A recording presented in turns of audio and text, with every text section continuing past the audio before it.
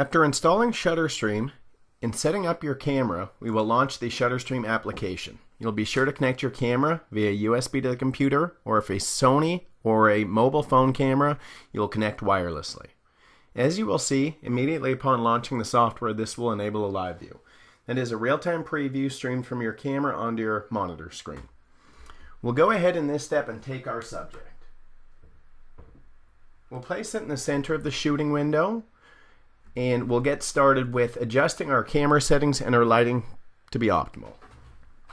So I'm going to go ahead and move my lighting and just adjust the intensity of it so that it looks quite good. The next thing that we're going to see here is your camera settings window, which is this window just right down here. We're going to make some changes inside of here, and if working with a camera that supports exposure simulation, you're going to see those results in real time. So the first thing that we're going to suggest is always to shoot with an ISO as low as possible.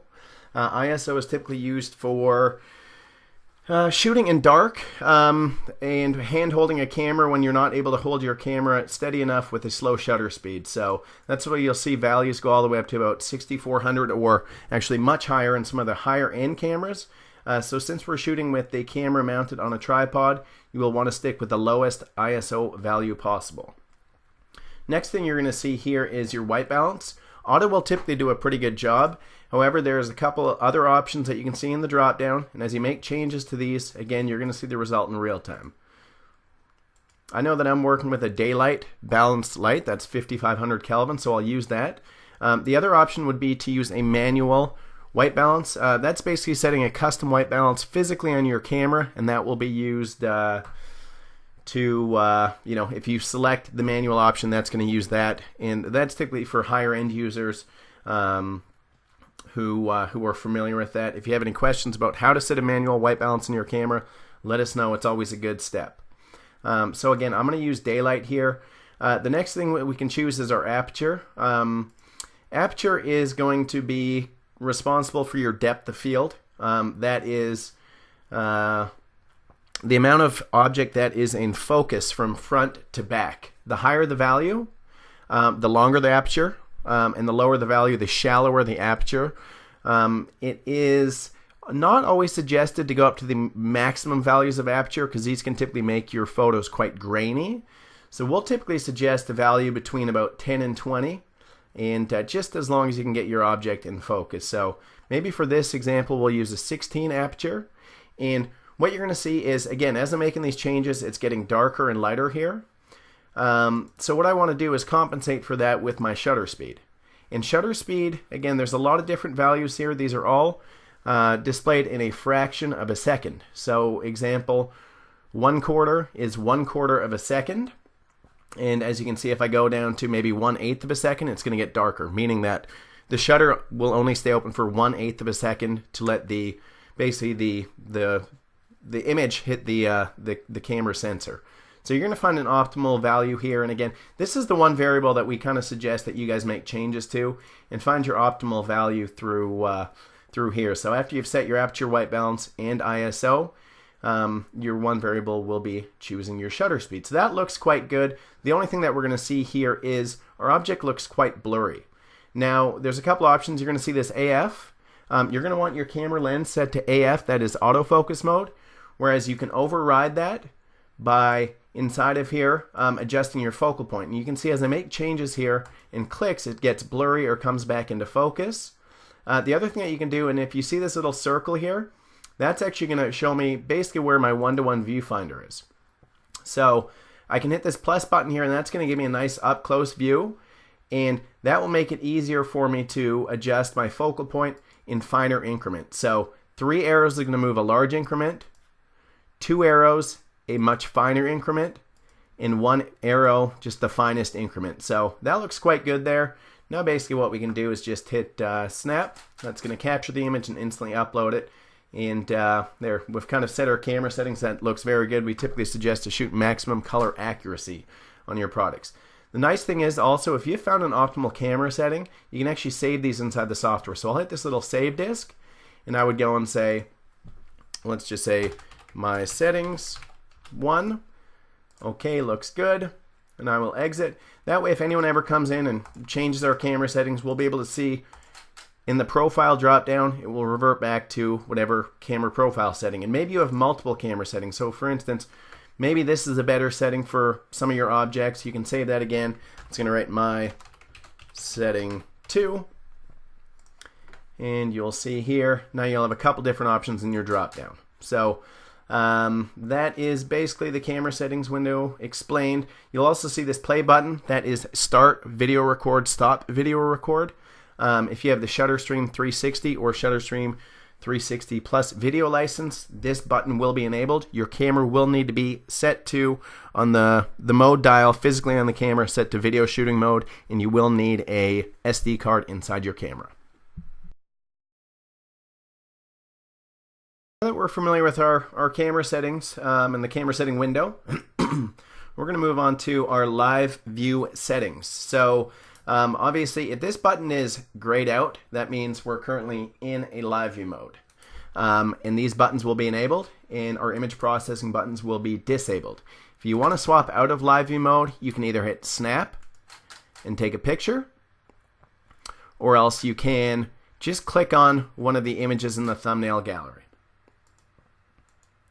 So what we're going to do in our live view, we've got a couple nice features inside of here that will be quite beneficial to you. I'm going to actually hit the live view options button here, and what I want to do is first and foremost display some grid lines on here. So maybe I'll do something like 6x6. You can choose up to 36x36, and this will help you really with positioning your object correctly and making sure that your camera is shooting straight. So I'm going to say, for my even or odd color lines, make them black. Even color lines, make them red.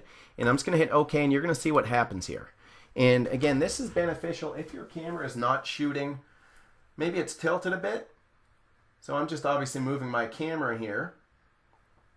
I just want to make sure it's shooting straight. So again, these lines are going to be quite good. These lines will also be quite beneficial if you're shooting a 360 product view where you need to position your object in the center of a turntable. So that is one option in your live view settings. Let's go and take a look at the other. Again, options area, live view options. And your camera live view size, you can actually enlarge this. This Canon camera has a larger live view, but we'll see typically with mobile phone cameras, some Sony cameras, as well as some of the older Nikons, the live view window is quite small. So you can actually say enlarge this, and you can see it stretches it quite a bit. We won't need to do that because right now it's actually blowing it up too large on the screen for my screen resolution. But again, if you find that your live view is not large enough and you'd like a larger working space, we give you the ability to make that larger through the camera live view size. Disable mirror slap. Sometimes what you'll see, and typically only in macro photography, is when you'll capture an image, and let me just exit out of this so we can see a better live view. You'll notice that when the camera captures an image, there's something called shutter slap that basically creates a tiny little vibration that can affect your image quality. You can actually disable mirror slap with this slider. This is defined in milliseconds, and this will just help ensure that your camera, that the mirror slap won't affect your image quality. If you just add a slight delay to this, we typically suggest probably around 250 is more than sufficient. And again, you really won't need this unless you're shooting likely macro photography. That is very small objects when shooting with a macro lens. So I'll just leave that off. Two other options. One is keep live view on after capture. So I'm just going to enable that. Typically when we capture an image, it'll go and show us that image immediately after capture. Whereas if I've selected, as I just did, the option for keep live view on after capture, if I hit snap, it's going to capture that image. You see it's added to the thumbnail gallery. Then it reverts back to my live view. So that's a nice option just to help if you're obviously shooting multiple products and you don't want to have to do, if you want to save some mouse clicks, you can do so. And let's go back to our live view options. The last thing is auto select an image after capture. So I'm going to select this one here, and right now these images, like to select these images, for instance, you'd have to click this little checkbox here. And I'll explain this more a little bit later. So select, deselect, and then you can take them into our image processing tools. For instance, I want to take image 1 and 2 into my editing area. You can see I just selected those and entered the editing area, and it brought these two images in. So one nice feature inside of here is as you capture, typically they're not selected. However, I've just enabled select image after capture. So now when I hit snap, you're going to see the fourth image come up with the auto selection. So that's a nice feature as well that you can keep in mind. Again, that option is live view options, auto select image after capture.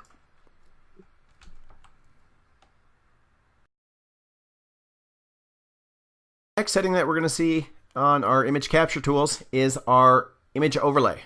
What image overlay does is it makes it good for positioning objects. So first thing you have to do is left click this button as I do now, and it looks like it's pressed in. So now what I can do is actually right click on it, hit create, and that's going to take a screen capture overlay of whatever the camera sees. So you'll see if I go ahead and move this object, we still have a transparent overlay. Now the functionality of this is if you want to position objects in, kind of a similar position. I'll take another shoe here and we'll just make a slight adjustment. And that looks quite good there. So let me just hit snap and I'm going to show you exactly what we did. So looking at the two shoes, they look like they're positioned in the exact same location, which is beneficial. Maybe just for instance, if you go and search women's shoes on your website.com and you have 50 results per page, you can have the exact same angle every time, which will make it look very professional. So the cool thing about overlay as well is you can right click on that and you can save your image overlay. So I would just put women's shoe. Okay, so that anytime, and let me just, actually I can leave that there, so that anytime I come back in, if I hit overlay, it's going to remember that last time. And you can actually have multiple image overlays. So again, maybe I wanted to create a new one, I would hit create, and then I would save that, and then you can load. So you'll have, if you have multiple overlays, you're going to come and hit load, and you can select which one you want to display. Again, if there's more than one, you'll see more than one inside of here. The other thing that you can do is import. And basically what import is going to do is import, you can import an image as an overlay. So maybe you've previously shot a lot of products and you have your standardized angle that you prefer, you just can import that image in and it will give a transparent overlay over top of the live view as well. So that's the image overlay tool, a great feature for obviously for just helping with positioning your objects, and a great tool as well for 360 shooting. If you place one object in the center, you can create an overlay and you'll know kind of where the center of the turntable is. Next here, let's go ahead and we'll place back our shoe. Again, we could use our image overlay tool if we wanted, but for the purpose of this video, I won't use that. Next thing is rotate. Rotate can rotate 90 degrees by default. You can also right click on rotate. So you got to make sure the button is pressed in again, then you right click and you can see a 180 option or a 270 option. This would mean if your camera's not shooting in kind of the standard landscape mode and you're shooting in a portrait mode with your camera tilted 90 degrees, you can use this rotate feature, and that can obviously compensate for your camera rotate. Per the camera setup instructions, you want to make sure that auto rotate is set to off if you're using this feature. Otherwise, your camera will automatically compensate for it. So that is rotate. The image capture tools is the ability to pre-crop. Typically when you capture an image, let's go ahead and capture one, it's going to capture the whole entire frame. And a lot of the time probably what you'd have to do is go and select that image, going to an editing software and crop your subject, and obviously that just adds to kind of the time and effort spent. So what we do in ShutterStream is we actually give you the ability to pre-crop your subject. To do so, you simply left click the crop button. You drag and drop over top of your subject, so it looks pretty good there. The other thing you're going to see is a little blinking circle. That actually defines the center of the crop area. So that's going to help you with framing your subject. Just to have kind of even white space at both sides of the subject that you're shooting. So I click and drag over the live view. Then when I hit snap, it's actually going to capture an image only of what side is what's inside that area. So if I go ahead and hit my live view again, I'd like to show you another thing here in my crop options. Typically people will require perfect square images for their web store. So I can go ahead in crop options, hit square, and what that allows me to do is when I drag and drop, or sorry, when I click and drag over my live view, it will define that to a 1-to-1 ratio. So that image is actually captured at a perfect square. Now the next thing that you can do is in your crop options, you can always crop at a custom ratio. So for instance, I need my images at say 800 by 500. I'm going to choose a ratio of 8 by 5. And let's go ahead and redraw our crop. And we're going to see here when I drag, it is constrained to 8 by 5.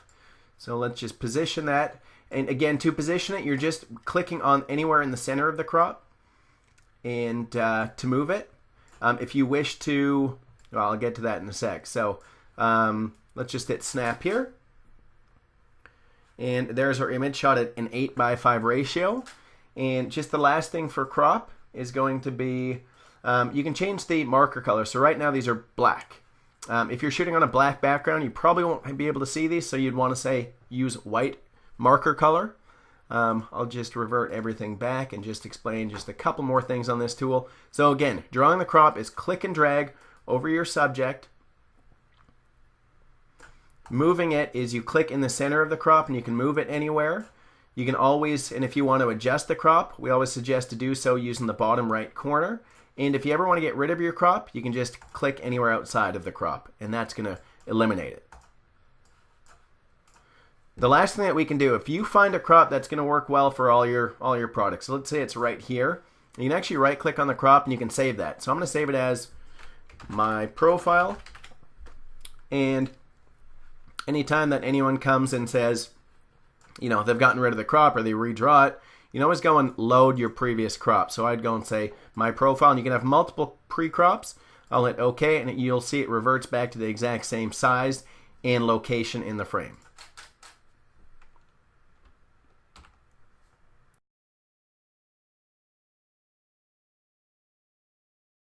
Capture tools is our snap button. This again will only be available when live view is enabled. And basically what that's going to do is when you hit snap, it captures an image and it'll be saved into the thumbnail gallery. So again, that's the image that we just captured. Just to add to this, if for some reason you wanted to bypass the thumbnail gallery, maybe just want to quickly capture images to, you know, any folder, what you can do is actually use our snap export options. And there's the option to apply instantly to export. And basically what we can either do is choose to save it to a export to a default operating system image application, for instance Photoshop. You would just go and choose whatever, well, basically on your computer it's going to be whatever the default application is for TIFF images. Again, that's TIFF format images. The other option is directly export to a folder. So I'll just put, you can do a pre-name. I'm just going to write image, and you can always change that name. I'm going to choose my location, and let's just go to my desktop here, and I think I have an images folder. Okay, and the other thing I can do is say I want to resize this image every single time to 1000 pixels wide. I want JPEG, and I want 72 DPI resolution. If need be, you can also apply a watermark to that. We'll get to that at the end of the video. That's in the options area on how to create a watermark and have that stamped on your images. Also transfer directly to an FTP. So we're going to see here, if I enable this, we're going to see a different workflow. Instead of capturing the image and coming into the thumbnail gallery, now when I hit snap, it's going to give us a preview of the image, 1000 pixels wide. I could rename it here if I wanted, so let me just write test, save, and that image is instantly exported to, obviously, our images folder. Flow of kind of how people will typically use our software for maximum efficiencies. One thing I'm going to do here is I'm going to go into my live view options, and this is kind of my personal preference. I'm going to automatically select after capture and automatically keep live view on after capture, and we can see quickly how, or I guess how quickly we can capture this. So our focal point and our camera settings are all good. If you ever wanted to, let me just discuss one more thing. Let me just make this blurry. If you ever toggle from MF to AF, it's going to automatically refocus your camera. And you might wish to shoot in your autofocus mode. The camera always does a pretty good job. The only time that you don't want to shoot in autofocus is if you're doing 360 product photography. You want to set one focal point and retain that. And again, that would be retained by choosing the manual focus. So let's walk through our workflow. I hit live view. I pre-crop my subject. I'm going to say, looks pretty good right here. And I want to hit my snap button. That's going to capture the image, instantly upload it. We can see right down here it auto-selected it. Now we're on to shoot our next image. So let's go ahead and maybe we want to show just a few images.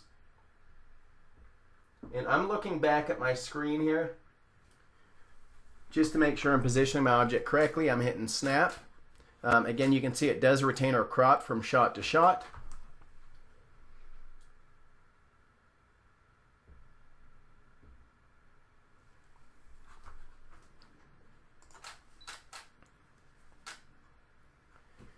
And then maybe we'll do two more photos. Maybe it's the heel.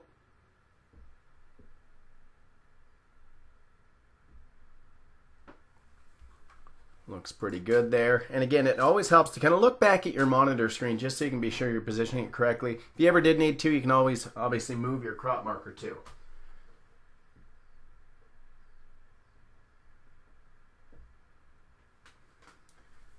And there's going to be our last image there. So we just shot. We can see 5 images down here. So that's our image set, and now we'll discuss our thumbnail gallery.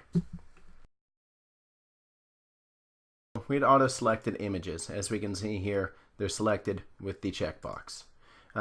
Basically, what we're going to want to do is let's get rid of all the previous images we had shot. So I guess first thing for viewing, you just click on any image. You don't have to click the little circle box to view it. You just click on the frame, thumbnail frame anywhere, and it's going to display that obviously in the viewing window right here. That replaces your live view window. So a couple things here that I'd like to point out. In the bottom right, you're going to see something that is select all, and if I click this, you're going to see a little checkbox, and it selects every single image that we'd previously captured. The other option is deselect all. That would be deselecting, and you can see no more images are selected. When I say selected, it would be a little checkbox or a little circle in the circle box like you see here.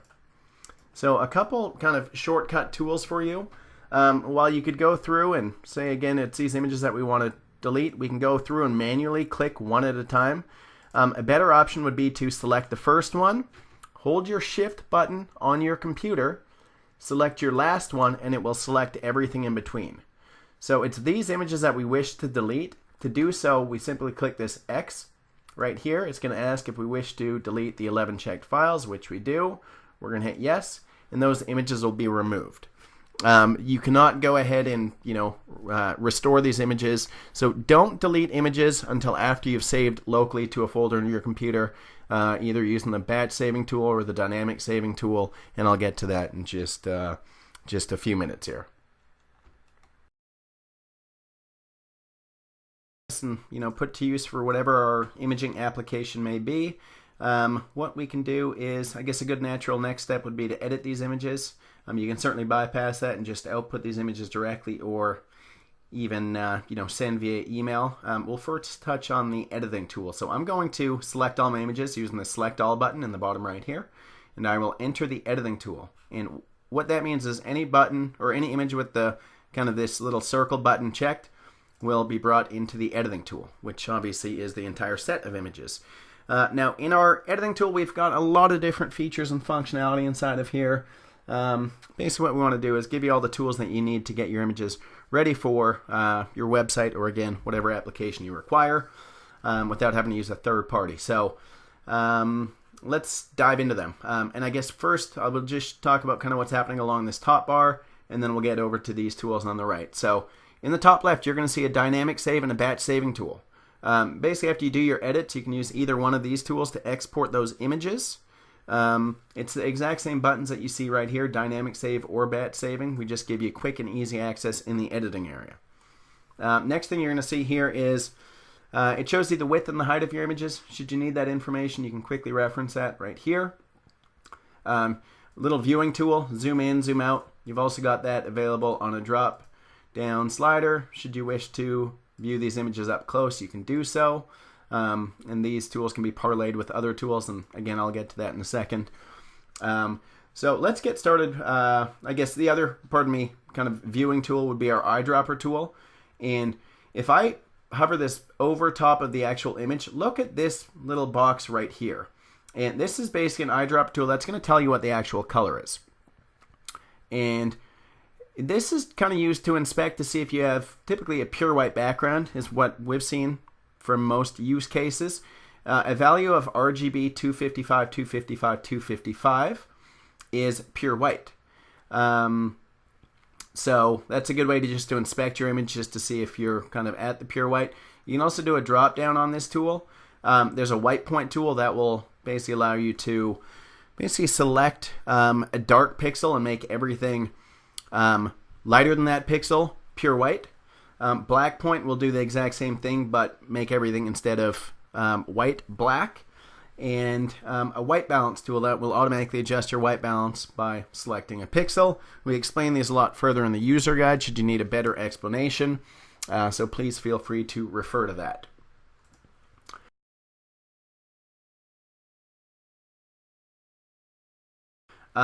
So the next thing that we'll do is we'll talk about our transform tool. So our transform tool basically is used as guide markers to help you adjust your objects to ensure that everything's kind of positioned in the exact same place. So let's go ahead and we'll say, all right, for our shoes, we kind of want, I'm just going to quickly adjust a frame here.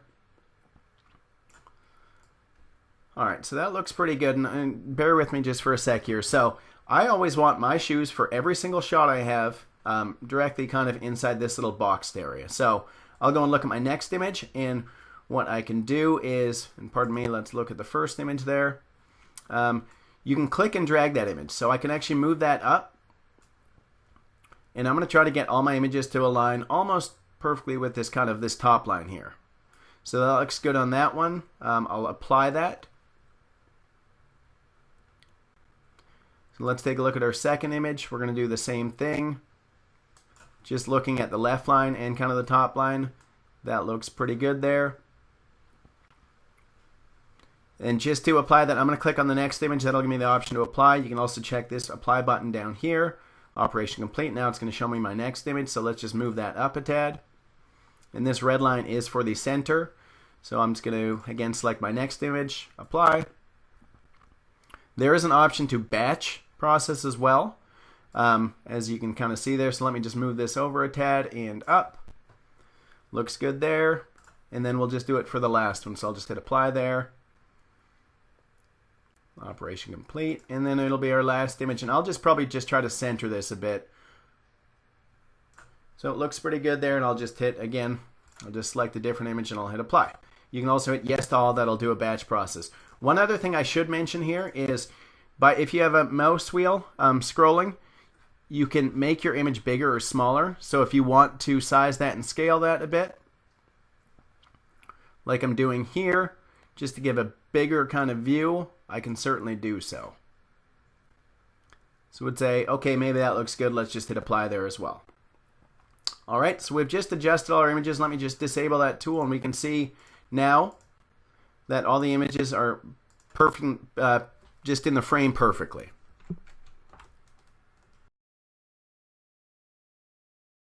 Add canvas tool. It'll be this tool right here. For any of these buttons, if you obviously if you hover your mouse over top, it'll tell you what the actual button is. So this one's called Add Canvas, and what this allows you to do is add canvas to the frame. So for instance, these are all cropped a little bit tight, and I'd actually like to add some pixels. And you have options in the drop down. Just add to the top, just add to the bottom, the left or the right, or the top and the bottom, and or the left and the right. So let's go. I want to add, maybe it's, let's say 250 pixels to the top and the bottom of these images, and I can hit apply to all. So in a batch process, you're going to see through here in the bottom left, it's adding the canvas to all these images. I also wish to do the same thing for the left and the right, so let's go ahead and say left and right, and we want to go 250 pixels, apply to all, and again it will do that in a batch process.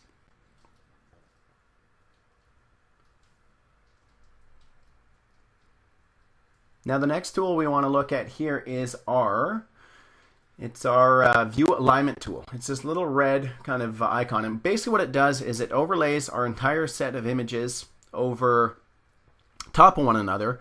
So should we wish to go and pre-crop after the fact, we can do so using this tool to make sure we're not going to cut out any of the actual object. So to kind of go against what I just did here, I'm going to go and use our crop tool. And what crop will allow you to do is, should you need to crop after the fact, you can do it again in the editing tool. So I'll use my View Alignment tool, and I'm actually going to do a batch crop. So I'll go ahead and click and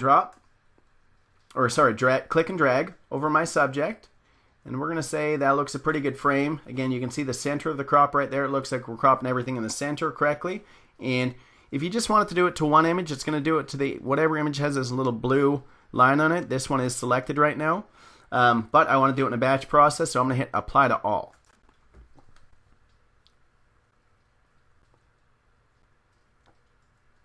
There we go, operation complete. Now everything is being cropped again, as we can see there.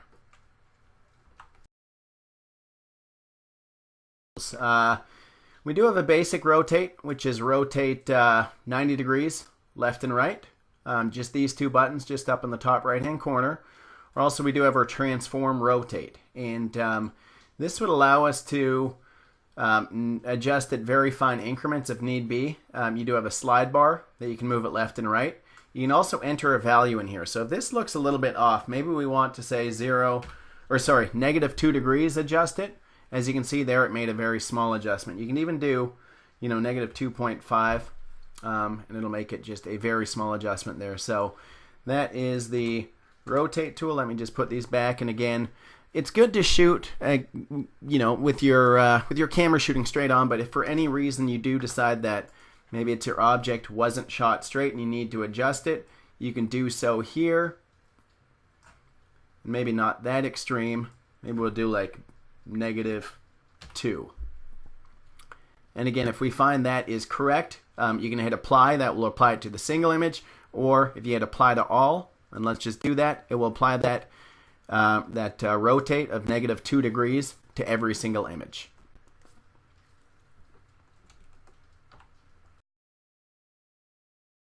Is all the tools that you'll see here in this drop down. I'll probably run through them a bit quickly. There is very good explanations of these in the user guide that you can dive in. I'll just give a brief overview, but again, if you need additional information, please reference the user guide, or if you get stuck with anything, our technical support team is always here to help. So first thing that we see is a color temperature. If your color accuracy is a bit off, and let's just say it is in this case, let's say this looks a bit better, you can make changes to the slider, and white balance is typically an adjustment in your temperature and your tint. So I'm going to make just a couple adjustments here, and maybe that, for instance, looks a lot better for the color accuracy. What you can actually do is, if that looks good, we'll hit the Apply to All button, and in a batch process, what it's going to do is actually apply that to every single image. So we've just made a batch white balance adjustment. We can inspect these images, and we can say, okay, that's looking a little bit better, the actual color accuracy. The next thing is blur. I don't think you would ever actually use this tool, but it's an option should you wish to blur your image. Next one here is hue. This can also help with some color adjustments if need be. And I'll probably just get rid of that and put it back to 0. I actually prefer to use the white balance, temperature, and tint tools. Sharpness is a good tool. Will increase your sharpness of your image. As you can see there, that's cranked up all the way. Makes it obviously very grainy. So if I'm ever making sharpness adjustments, I'll typically keep it to about 1 or 2. And it just enhances your image quality a tad. And again, none of these changes are being made until you hit the Apply or Apply to All button. So again, I'll leave my sharpness there. And if you wanted to maybe make some adjustments to your contrast, brightness, saturation, again, you can do so directly inside of here. So let's just make a small little adjustment. I don't think we'll saturate this anymore. And then we also have our Levels tool. Basically, our far right reference point is going to be for darker colors. Middle point is for your midtones. And your far right is for the white. So if you're shooting something and it's a little bit off white, you can actually brighten that up and turn those pixels from, you know, whatever value they may be to pure white. That typically doesn't work that well if it's a lighter color object, or if there's no contrast between your lighter color object and your background, that will just blow it out. Should you actually wish to enter a value in any of these tools, you just double click on and you enter that value, maximum, and then you hit the enter, and that's going to revert to whatever value you'd specified in there. And you can also go ahead and adjust your curves. Curves is very similar to levels, just gives you a bit more functionality, more of an advanced user tool. But again, you can adjust that by just clicking these reference points right here if need be. And again, none of these changes have been applied. You would hit the apply or apply to all button and it would make all those changes at once, or else you can actually hit reset and it will reset all those.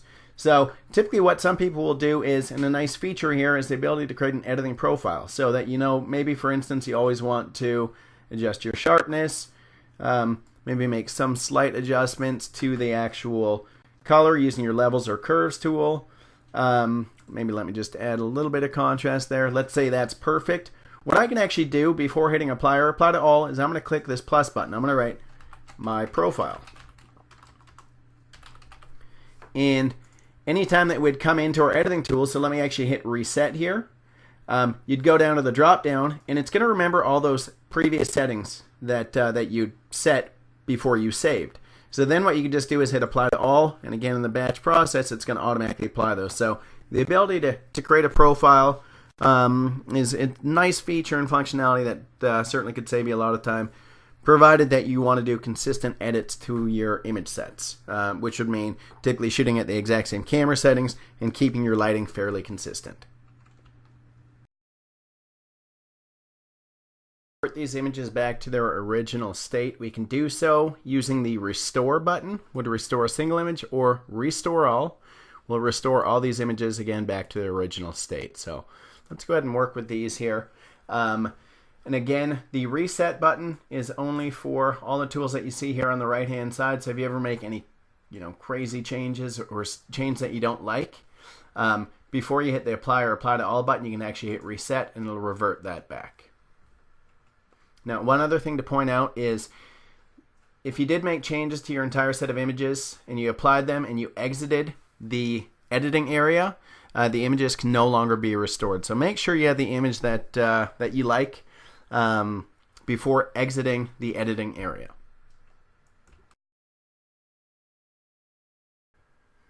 Continuing on, we will start to take a look at the background removal tools. First and foremost, let's take a look at the BR tool. That is automated background removal tool. What that actually requires is you to capture an image of just the background only. So probably what we'll do is we'll actually get rid of all these, or not get rid of, but we'll shoot a new set of images here. And let's just crop it a little bit differently just so we have a better, kind of a better understanding of what images are what. So let's go ahead and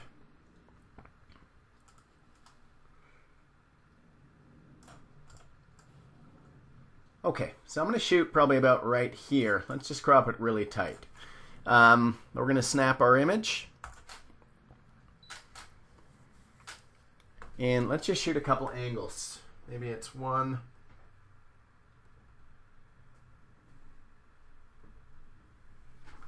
2.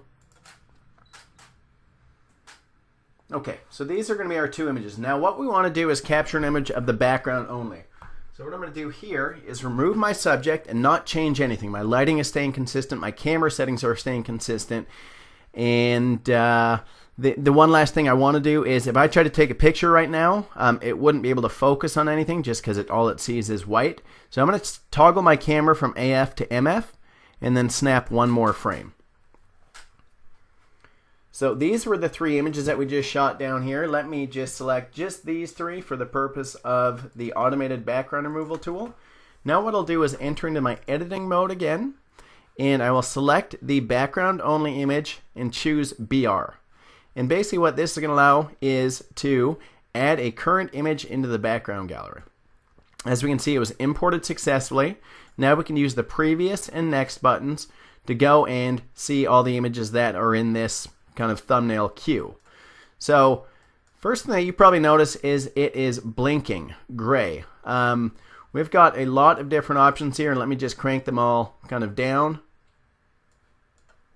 so I can kind of explain each one on its own. So first and foremost, that area that's blinking, if you don't see that, you can actually say don't blink the transparent area, and it'll just show you a kind of a chessboard pattern of what's being cut out and what's being left. For instance, we have a slight shadow there that's still staying in. So your main variable here is going to be your threshold. And sorry, let me just, before I do that, I'm going to put back on the blink transparent area. So I'm going to go and adjust my threshold. And the higher this is, the more it's going to eat into your subject. Because there's a lot of contrast here, we're seeing that it actually is doing a very good job of cutting it out. But if you have an object that is maybe white on a white background, and you cranked up your threshold that high, you're going to have a lot of problems. And again, you would see it blinking into your product. So this is going to be a slide bar for you, and you can see that issue right there just on the toe. If I had that too high, it starts eating in just because it doesn't contrast as well. You can see it's a little bit off-white, catching some of the backlight there. So I want to crank this up to kind of get a nice little cutout. And we can inspect by clicking this little blue square, and it's going to show us the actual result here. So that's looking quite good. The next thing that you can do is adjust your edge sensitivity. And all these are explained very well inside of the user guide. So I won't dive into kind of these too much. I would suggest to look at the user guide if you need a very good explanation of these. So I probably won't do too much to my edge sensitivity. Hole fill radius isn't really going to apply to this too much because there's no holes in my subject. So I'll just leave that at 0. Speck removal, we might see it work for something like, see these two little dots here? If I crank that up, that's actually just going to grow. So I took that up to 1, and because each of those dots right here, and they're very hard to see, two little dots, because those are less than 1 pixel, it eats those. So, and that's again defined in pixels. So if I took that up even a bit higher, you can see it's actually getting rid of that speck right there.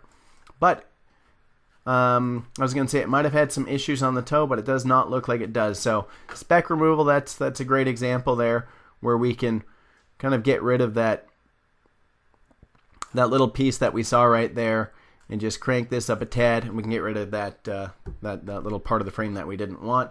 Mask grow radius, that's actually going to grow the radius. So you're going to see it starts to eat into the product a tad. We're working with a lot of megapixels on this image anyways.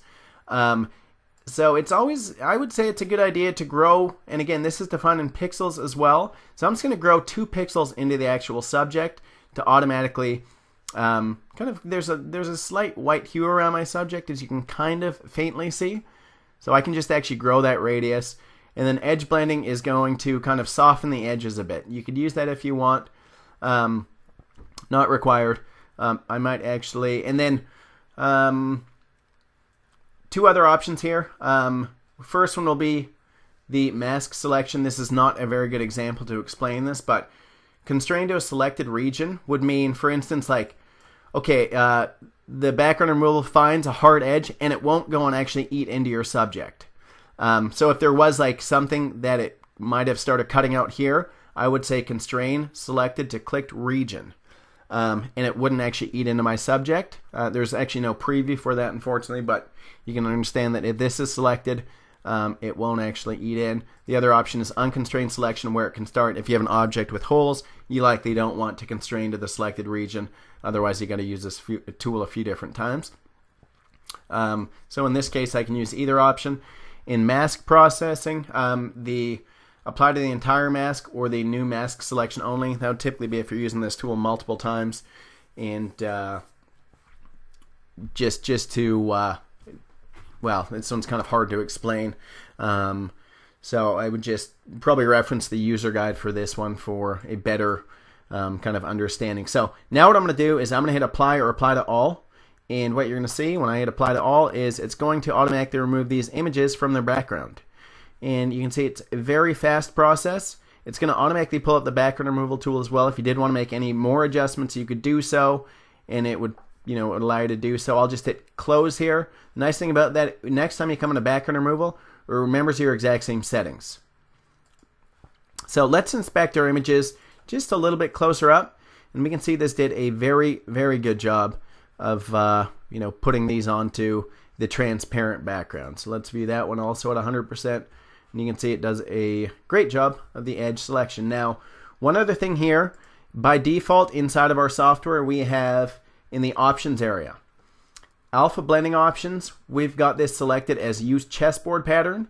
If I deselect that, it's going to use whatever background color I've selected right here. So background color, again, maybe I'll put it on black. There you can see your image instantly on the black background.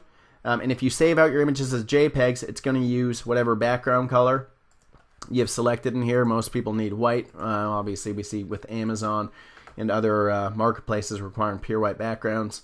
And I'll just leave it with the chessboard pattern on. But again, if you're outputting these images as JPEG, it's going to default to whatever background color you have specified. The other thing you can also use, and I won't dive into this too much because I'll dive into it a little bit closer to the end of the video, you could use a background image if required. So instead of a pure color, you could put something in the background. Maybe it's a background that you have with just your logos kind of all over, just for enhanced kind of branding.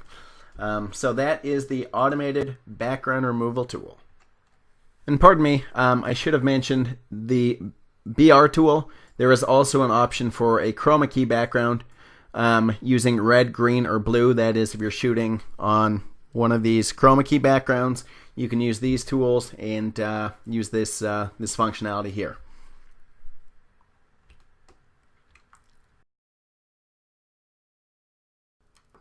So the next tool we'll take a look at will be our Magic Wand tool. And let me just come in here and explain this. So we're probably going to shoot just a different image here. Let's shoot a bracelet. I'm going to obviously have to adjust my camera.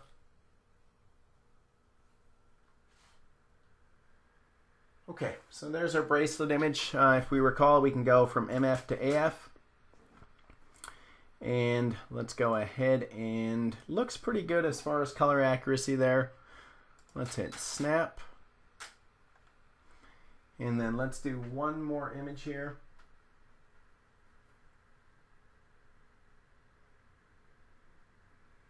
Maybe something like this here. Okay, so with these tools, let me just exit out, and pardon me, I still have the auto select images after capture. I guess I'll leave that on. So I'm going to select these two images, 1 and 2 that we just captured, enter into our editing tool. With our Magic Wand tool, that is this icon right here, I'm going to select that. You're going to see, similar to the automated background removal, we see a lot of the same features and functionality with our one-to-one viewer. That will show the preview on the left side, as well as our mask selection and mask processing options. So what I'm going to do, my first step is, you're going to see if you hover your mouse over the image preview on the left-hand side, it is a eyedropper tool. That basically will allow me to go ahead and select a color. And you can see the selected color right here. And going through and inspecting this image, it looks like we're doing a pretty good job here. So let's change a couple things, and I'm going to crank all these down to 0 and just give you a quick explanation. This is a better example here. If I put constrained to clicked region, it actually wouldn't cut out inside of these holes. So I'm going to unconstrain that selection. That is very important. Otherwise, I could go through and have to clean out each one of these with my Magic Wand tool, which I can certainly do, but it's nice to avoid it by choosing the unconstrained selection. So the next thing I'm going to do is my threshold. And that, again, is your most important variable. You want to find it where you're putting it to a good amount there, and that we're not cutting into our product. Looks quite good there. Let's go to our speck removal. We can see there is some kind of dust, so I'm just going to remove that speck there, probably by about a pixel, and it's getting rid of all that kind of dust that we had on our shooting table here. And then our last thing, we could grow our mask a tad, which is pretty good to do here, I would say. Again, you can see it without, and you can see kind of there's a little white hue around there. So I'll just mask grow just probably 2 pixels. And we can blend the edges just to kind of soften those just a tad. And there is something called hole fill radius. Just to give you an idea, let's take a look at, follow my mouse here, just one of these small holes right here. If I crank up my hole fill, you're going to see it fills that hole. So again, just right here. Sometimes you'll want holes to be filled, other times you won't. So just know that you can use your hole fill radius if need be. And what I'm going to do here now is I can hit apply to one image, or apply to all to apply to the entire set of images. Again, these 2 images. So I will do that. And there we can see image 1. And again, it'll bring up our magic wand tool in kind of the previous selections. And if we needed to maybe grab another part, obviously we can see this is all cut out. Let me get rid of that blink transparent. But if we, again, had an area that we didn't cut out, you could select that image, or, you know, whatever that area. So, and you can do it for any color, green, you know, red, blue, any color that you really need. So I'll just hit close out of here. And we can see our 2 images that we did use with the magic wand tool for cutout. And we can see there it's done, again, a very good job of our image.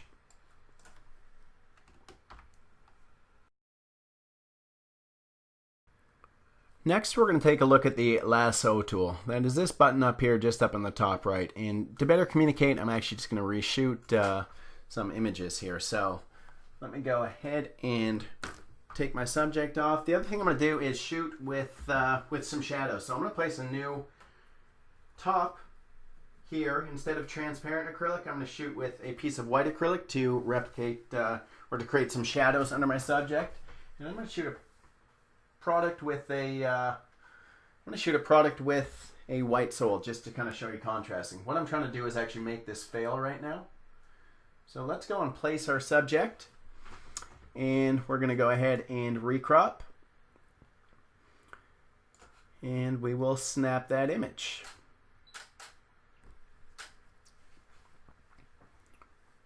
All right, so there's our image right there. Great quality image. Just obviously we have a little bit of contrast here between our backlight panel that we're using and the white acrylic top. This is kind of why we suggest to shoot on clear acrylic. If you don't know where to get clear acrylic, let us know. We can always help you. And we do sell acrylic risers for our turntables as well. So I'm going to select this image, enter into the editing tool again. And what we're going to do is let's use our magic wand tool. So I'm just going to go ahead and click on the white, and that's going to give us a nice white cutout. Let me just quickly hit apply. Gives us a nice cutout of the top there. Next thing I want to do is I want to choose a different color. And let me just maybe...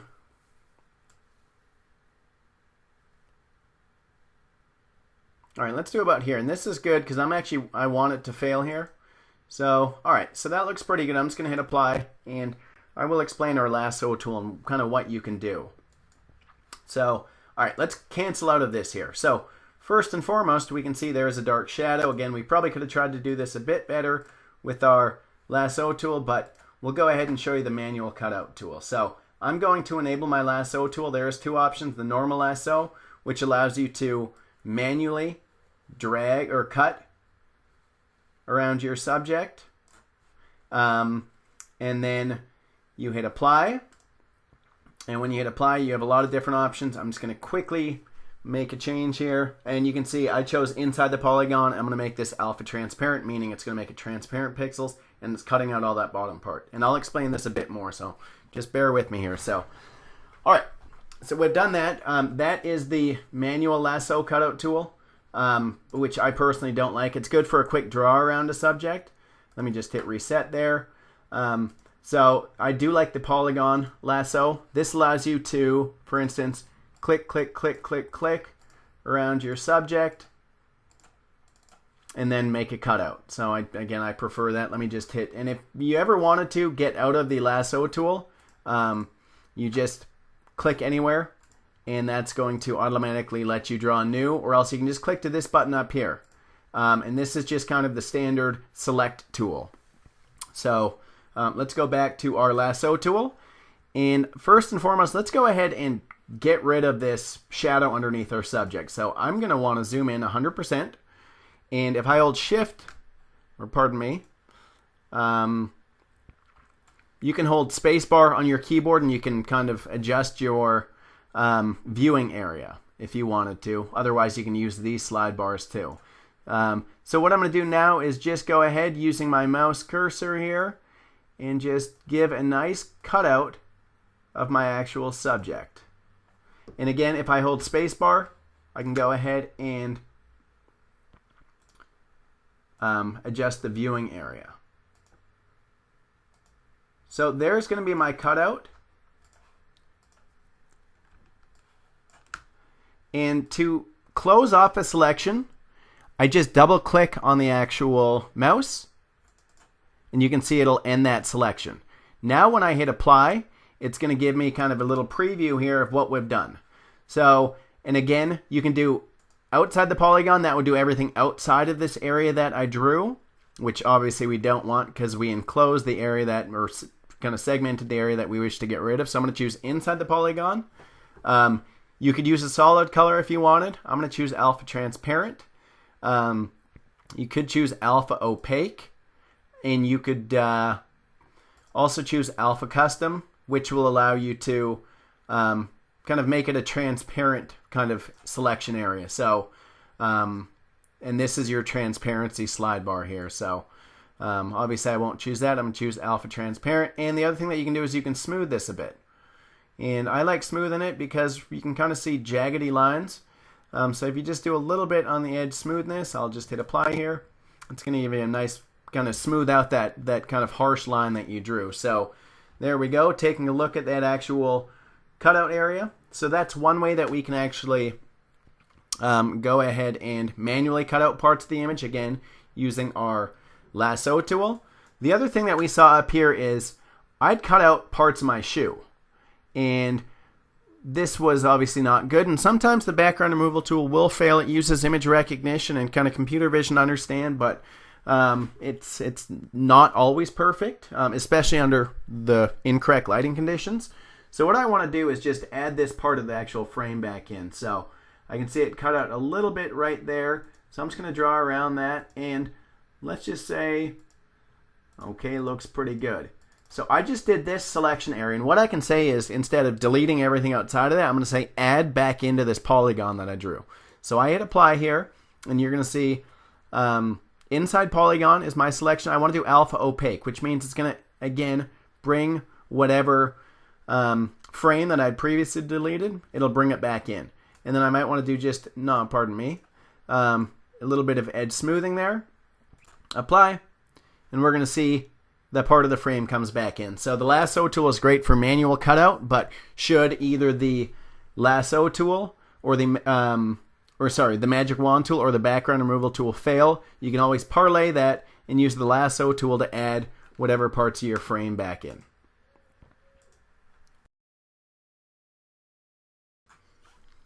Okay, so now that we've walked through all the editing features and functionality inside of the software, we are ready to proceed with outputting our images to a local folder or networked folder. You're going to see there's two save options that you can access from the image editing area. First one being our dynamic save tool. The second being batch saving tool. I won't explain them from here, but again, they're the exact same tools as you do see right here. So first, let's just explain batch saving. And to better explain this, let's go ahead and select our previous images. Again, I'm going to hold shift and select the first, then the last, and it selects everything in between. So let's go ahead and output. These are the images that we want to use per se. So I'm going to go into my batch saving tool. And this is just a simple save tool, which allows us to rename our file. So I'll just call this shoe. Typically, it's a good idea to put a dash or an underscore, because it's going to sequentially name the images, whether it's 1, 2, 3, 4, 5, or 0, 1, 0, 2, or 0, 0, 1, 0, 0, 2. You can also choose it to start with a different number. So if you want it to start at 0, 0, 5, you put a 5 in there. Let's use 1, obviously, that makes the most sense. The other thing that you can do is batch resize. So for my website, for instance, I know I need all these images at 1,000 pixels wide.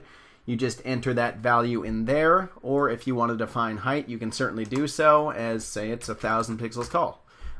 We don't suggest to do both width and height because you can start to stretch and skew your images. So choose one or the other. And again, if for any reason you need images at 1000 by 1000, crop at a perfect square, you do that in the crop options, or a specific ratio like 800 by 500.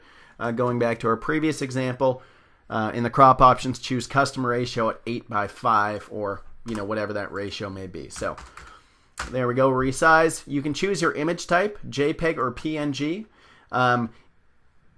PNG images will retain, for instance, if you follow the mouse down to the bottom here, you're going to see some images on transparent backgrounds. If you choose PNG image type, it's going to output with that transparent background. If you choose JPEG type and the images have been cleared from their background, it'll automatically choose whatever you chose in the alpha blending options background color. Again, we're choosing images that are just on a white background anyways, so I'm just going to choose JPEG. You can choose your resolution. If I don't choose this, it's going to use the camera's default resolution. I know with Canon, and if I'm not mistaken, it's 96. Resolution doesn't really matter. It's kind of a common misconception that you need to choose the specific resolution for web images. That's not really the case. The only time that resolution is very important is if you're going to do any print with the image sets. And in that case, you probably want to use 300 DPI. So let's not choose our resolution here. Again, you could watermark. I'll get to that at the end of the video here. And you can send directly to an FTP. So I'm just going to choose my images folder here. I will hit OK.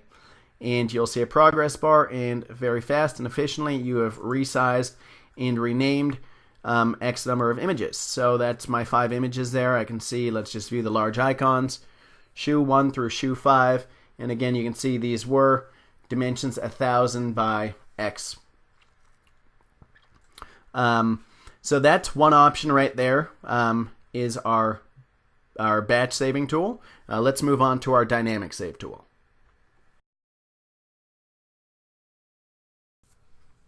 With our dynamic save tool, users can save a set or a single image multiple different times in different formats at different sizes, etc. So let me just enlarge this window. Again, I've selected these 5 images, as you can see, denoted by the little circle. And what I'm going to do after opening my dynamic save tool, first and foremost, is give it a master file name. So let's just call this boot.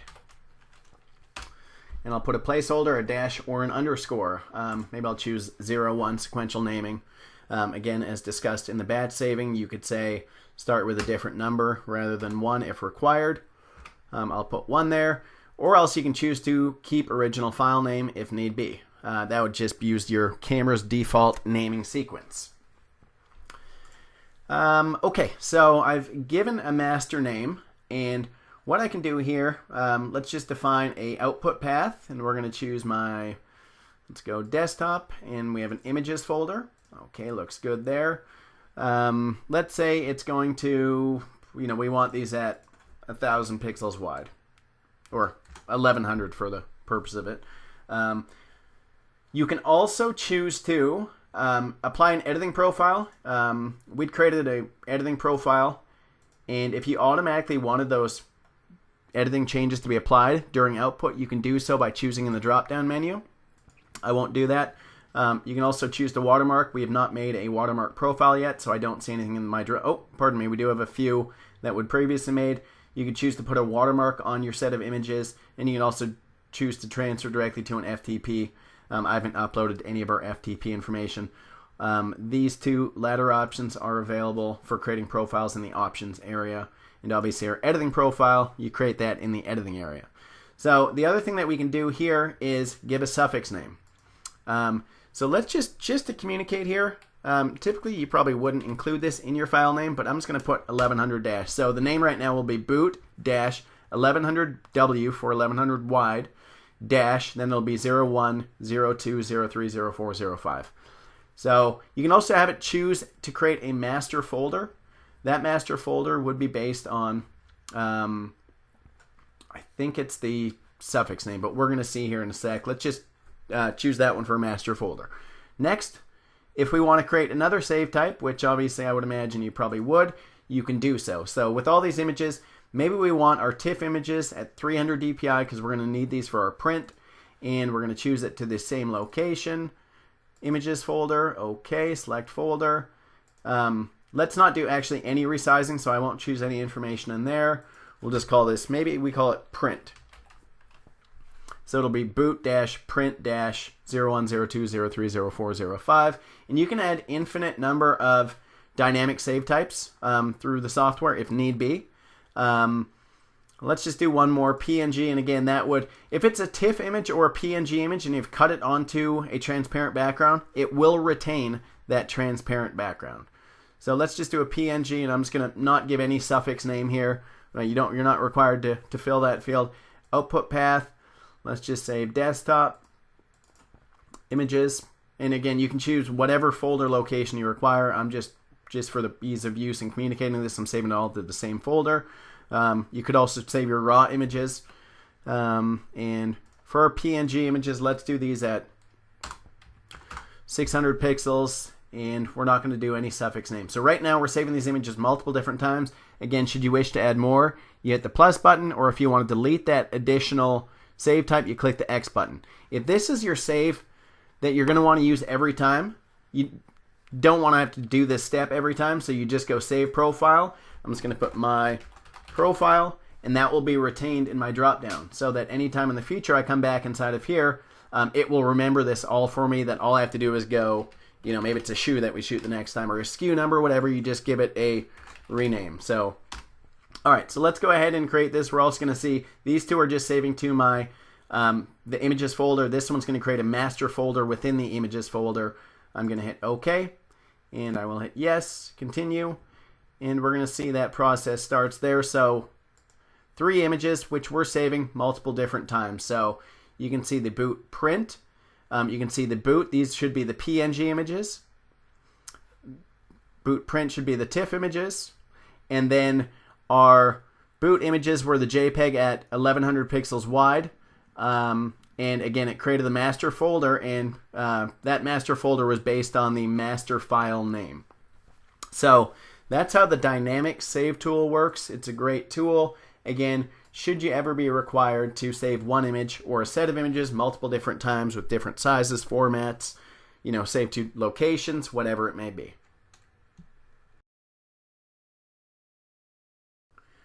Continuing on, we do actually have a lot of customers using our products for business communication. And a tool that they like to use is something called our Annotate tool. So I can left click on this little button down here that you see and start writing on. So maybe I'm trying to communicate with my manufacturer over in China. Wrong shade of brown. Use color value 0. Maybe it's, that text that I wish to add there. So you can go ahead and you can move the text. So you just click on it, move it. And then to apply it, you just click off that image, and it's going to ask if you want to apply those annotations to the image, and now it's stamped on. Should you wish to, and just to kind of go through some of the, you can draw a straight line. You can draw an arrow, circle, and a square. All pretty basic stuff here. Should you wish to change anything like the color of the annotations or the size of the annotations or the font, you just right click on any of these little icons. You're going to see a properties, and then you're going to see here it pulls up all the information, so size of font, etc., that sort of stuff. So that's how you do your annotations. Maybe we want to do red. We can go and change stuff, and you can see right there we've added red text. So, and again, to apply those, you just simply just click on another image, and that's going to apply all our annotations on the image. Now, in addition to this, if you're using it for business communication, let's go ahead, and what we can do is select that image. Again, whatever image you select with the little circle box there, we can email this. So clicking the email tool, I can send it to whoever it might be. Let's just do contact at Iconosys, test image, and just add text. Hey guys, wrong shade of brown. Please revise. Hit send. That will send the image directly for you. Now the last button we're going to see under our image processing tools is something called image transfer. A couple different options here that you will set in the options area. You will see image transfer options. So you have a couple different options here. First one is to send to the operating system default image viewer. That will be for TIFF files, and it will open in that directly into that application. Next one would be send directly to our 360 View Creator software. This is more so for our Shutterstream 360 users who wish to create an interactive 360 product view using their set of images. You would just link it to the 360 Creator executable or package file, and if you selected that, it would automatically open up in that application. The third one is a custom program. For instance, I want to send an image to Photoshop, so I will link to the Photoshop executable on Windows, or I think it's the package file on Mac, and we will hit OK. Now, anytime that I click this button right here, for instance, let's go ahead and select this image. I will click Image Transfer, and you're going to see that's going to automatically open up into Adobe Photoshop.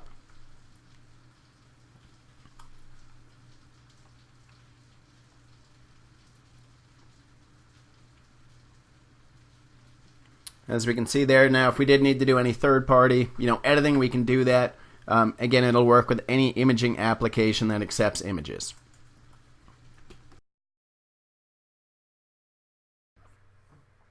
Okay, so now let's take a look at our options area. That would be up in the top right, this blue gear wheel, and the first option we'll see is our watermark settings. Basically what we can do inside of here is import our own logo. You'll want a PNG image file with a transparent background, and you can choose the location of it, the transparency level, and save that as a profile. Then when you use the dynamic or the batch saving tool, you can automatically apply that watermark onto your set of images. So let's go ahead and import, and I'd saved a PNG file of the Iconisys logo. Oh, pardon me, it already exists. Okay, so let's use this Iconisys logo as a watermark here, and what we can do is choose the location. So for instance, I want to put it in the center. The location is denoted by this little white dot. So this one would be top left, this one bottom right, obviously this one in the center. So let's just choose to put it in the center, and choose your transparency level if required. You can also choose to scale your watermark to a specific % of your image. I've just uploaded this watermark in a small, so I won't use this option, but say you want your image is at, say, 1,000 pixels wide, and you want your watermark to take 10% of that image, that would basically show the watermark at 100 pixels. So let me just deselect that, and after I've imported my image, selected the location, I can hit save. I'm just going to write this as my watermark 5. And now that's going to be saved in the drop down. So let me just hit close here. Let's go ahead and select a couple images. Maybe it's just this front and the back boot view. Now we'll go to, again, either dynamic save or batch save. I'm just going to put shoe. Let's just write watermark here, just so we can reference that. JPEG or PNG watermark. You'll choose the drop down. My watermark 5. I will hit OK, and that will save to the specified location, which should have been, as you can see here, my images folder. So that gives you a better idea. Of course, you don't need to have the watermark that big and large on your images. Another great use case for this is if you're a professional photographer and you want to send over some proofs to your client before they've paid you.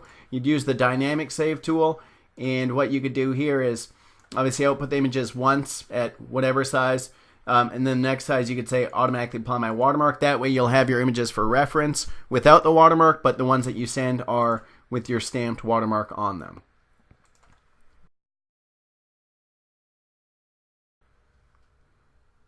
Continuing on with the options, the next one we will see is our FTP site settings. That is, you would upload your FTP site information.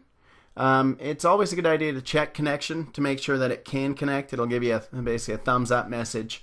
And that way, when you're using the dynamic save tool, where you can see auto FTP, you would choose your profile from this drop down, and it could send images directly to your FTP site.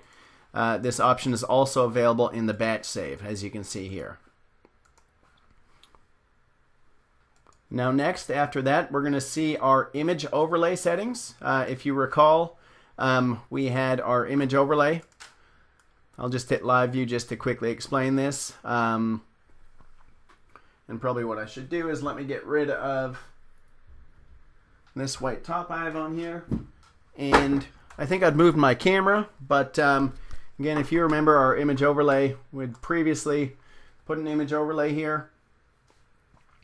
So essentially what this does is, with the overlay settings, it's just choosing the opacity level.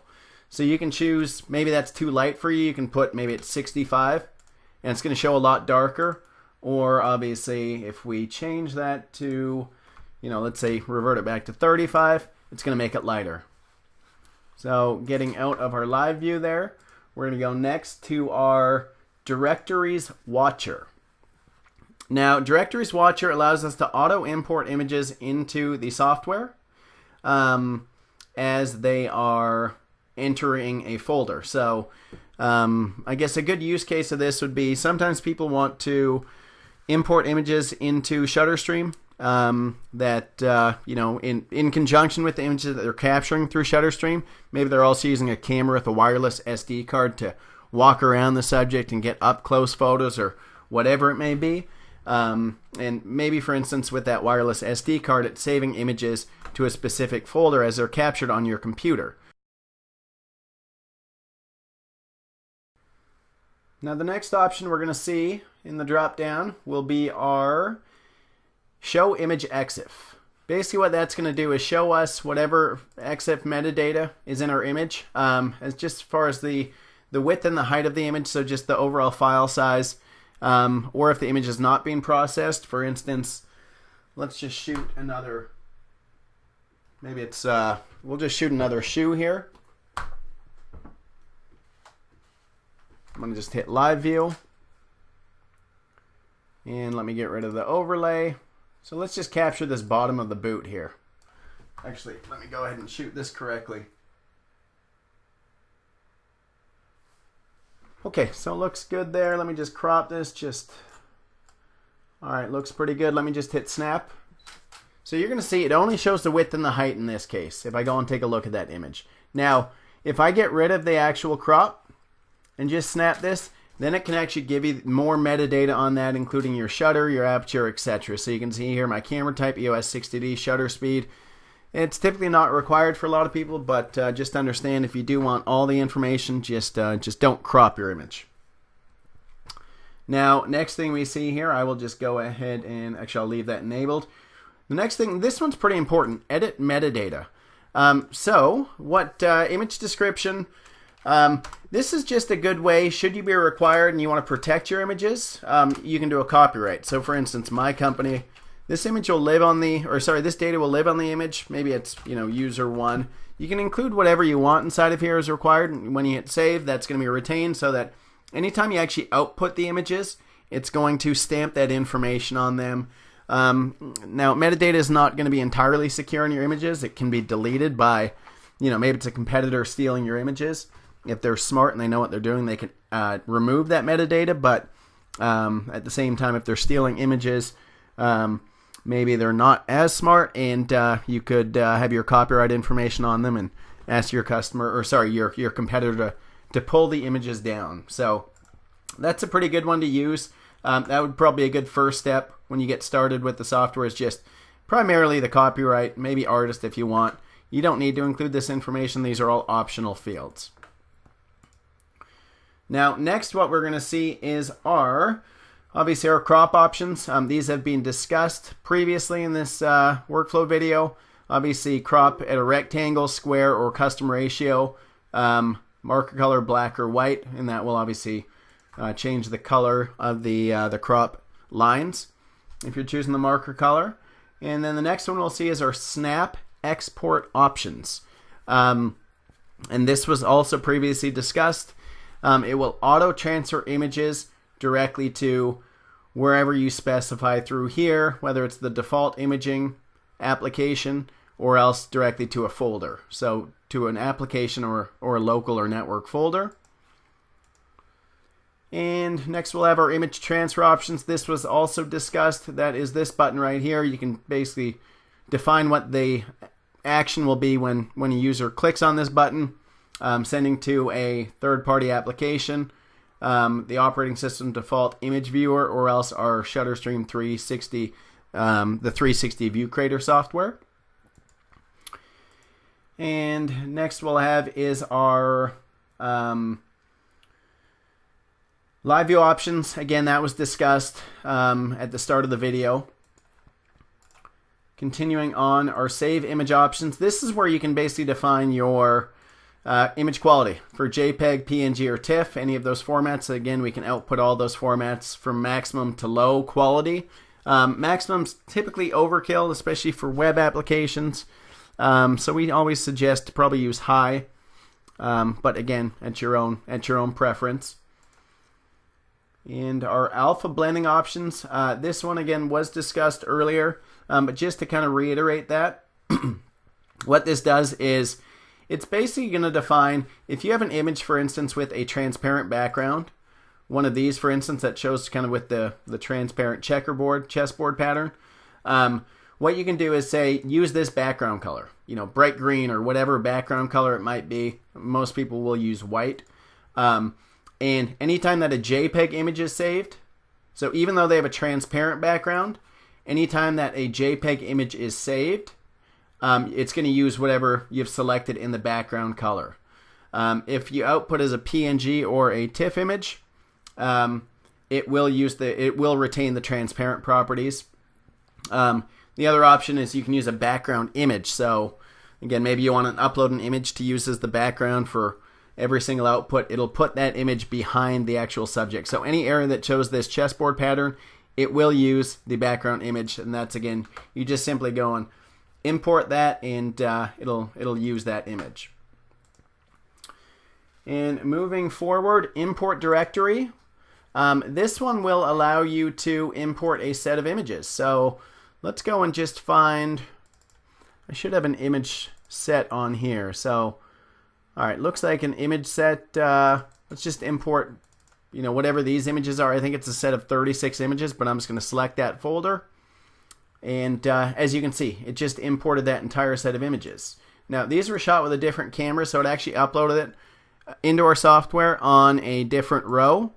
So as you can see here, you can move up and down to view the different row of images. So continuing on, that's your import directory. Maybe it's a set of images that you'd used in the past that you want to do some editing inside of Shutterstream. You just import them that way, and it's going to import that entire set of images inside that folder. Import video is under beta. It probably won't be functional in your mode or in your version, but that will be something to look forward to. Reselect camera. If you ever lose connection with your camera, or if you start the software, for instance, and your camera's not connected, you can use this after you've connected your camera and powered it on. View serial number will show your serial number. You need to be sure to make sure to register the software typically we suggest within 72 hours of purchase, but you'll get this screen at the time of launching the software too, so just fill out that information. If for any reason you ever need to access your serial number, it lives inside of here.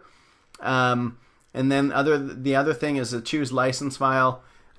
Once we get, after you register your software, we're going to send you back a license file, and this is the area where you will upload your license file so that the software will work for perpetuity. And then last one will be about. This will basically just tell you a lot of good information on what version of the software, the license type, and if you have you might need to install your turntable driver if you have the Shutterstream 360. It's not likely because we build the driver in the application, but this is always an option here. Next one is check for updates. You can check to see if there is any software updates available by clicking this button. You will also be notified when you launch the software if there is a new version available and if you are connected to the internet. And the last one, if you're working with the Sony camera, you will want to enable Sony camera searching. Again, it's a wireless connection with Sony cameras, and you'll just need to enable that there so you can connect via an IP address. So that is kind of a rough overview of the software. Thank you for your time, and thank you for coming on board as a customer. Again, you do get free technical support if there's ever any questions. Our support team is available. That process is relatively straightforward. Just send an email to support@iconisys.com, and that will create you a support ticket. Then after that, you could certainly follow up with a phone call should you wish to get someone on the phone. It's 949-945-0779. Extension 3 is our support department. And yeah, happy shooting. And again, we're here for you if you have any questions. Thank you.